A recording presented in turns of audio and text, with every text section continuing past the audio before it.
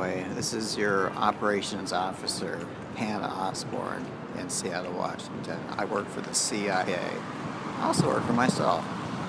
I am privy to some of the most earth-shaking secrets that have ever been, well, made secret, and it really just knocks me down. I mean, it really knocks me down. Just, you know, I mean, it's like a normal person when if they find this thing out, assuming they are normal. I don't think there's many normal people around now. I mean, it would blow you away. Seriously, just blow you away. I mean, things are nowhere near like you might think they were. I mean, you know, the truth is completely different than what you might think. So, I mean, it just, you know, it's just unimaginable. But, you know, it's true, you know, it's just the fucking truth. So the truth, my friend, will set you free, but it'll put you in a position where you are really fucking mad. Like I'm crazy mad. I'm just angry. But anyway, I don't know. This is the 30th of March 2012. I'm in front of the Mexican consulate on 3rd Avenue in Seattle, Washington, where I've been assigned for more than a year by the CIA. And of course, you know, I work for General Petraeus, you know, General David Petraeus, and of course he works for the President Obama. And, but in effect, it's like we all work as a team. You know, it's a team. You know, it's like a baseball team. You know, people got to catch, people got to throw, people got to bat. You know, all kinds of shit. So yesterday was unique. I went through this training cycle, I guess you would say, which was kind of awe-inspiring. What else?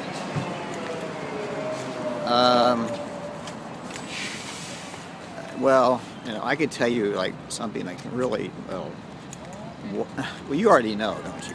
Stinking, filthy motherfuckers. You already know. You already know what I'm going to say. You already know exactly what I'm going to say. Fucking bitch, cunt, faggots. I just hate you. I really fucking hate you. You know exactly what I'm going to say. So, I won't say it.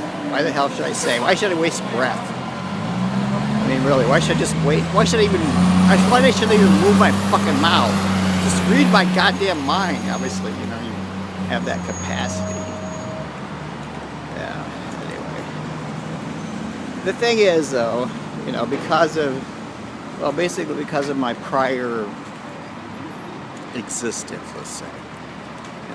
I've been brought back from the dead. Anyway, because of my prior existence, the Soviet Union took control of the United States and pretty much the whole entire world. This has occurred approximately 1947. Anyway, the instruments they used, of course, were forged by my people. And my people, I won't tell you who they are because that, my friend, is a very deep secret.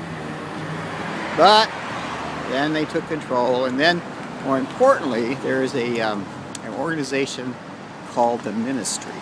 And the Ministry, of course, their job is to, well, improve the human race, which they have done. The human race is vastly improved in many ways. You know, but you know, the people, well, they're not actually people. They're sort of like, think of them as angels, kind of like, maybe like fallen angels. Sort of like, you might think demons, you know. Anyway, they work they work constantly to implement the goals of the Ministry. The goals of the Ministry are four. There are 4 goals, 4 chief products that that the ministry seeks to, produce, which is kind of weird. One, well, actually, I can't tell you what they are, because if I told you, well, sometimes it's best not to say stuff. The reason I say that is because the sage, who the sage is. The sage says sometimes it's best just to keep your mouth shut. And of course, I have to follow what the sage says, because the sage, of course, is I. Yeah. You say, well, how can you be the sage? I can be lots of things. I can be anything you want. Remember this movie called Blast from the Past? Anyway, the actor, I can't remember his name, he played in the movie Prophecy. He comes up out of the bomb shelter, and he goes and he stumbles across a pornography store. He goes in there, and he's like, oh my God, look what they got here. It's just like, blown away.